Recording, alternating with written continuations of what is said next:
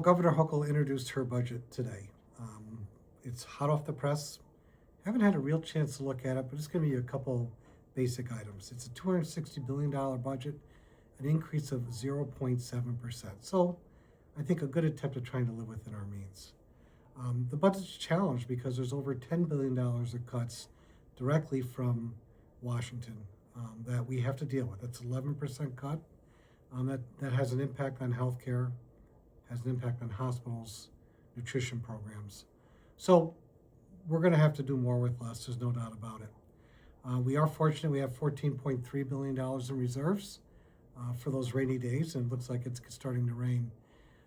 We also are very fortunate that we actually have Wall Street. I know there's a lot of controversy sometimes about taxing the rich. The reality is, when we tax the rich, we generate a lot of revenue. And we've seen several $1 billion in increased revenue this year, which is helping shore up our budget to help others throughout New York State. Spending, where most of it is headed, is an 11% increase on Medicaid. We're going to continue to fund foundation aid for education. Every district will see some kind of an increase. It's about $39 billion of what we're spending on education. Continued growth and expansion of childcare. I know a lot of energy and conversations about New York City, but yes, it's also about expanding UPK for 4-year-olds here in upstate New York, and actually working with counties willing to work with the state to do pilot demonstration projects to expand it to 3-year-olds. Every child should have childcare, and every family needs it.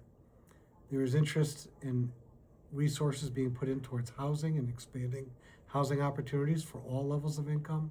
Clean water infrastructure, which is very important to me and many others in this district, $3.75 billion over 5 years.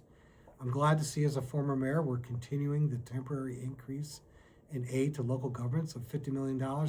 So that's just a very top-line summary. Just because something's not mentioned doesn't mean it's not happening.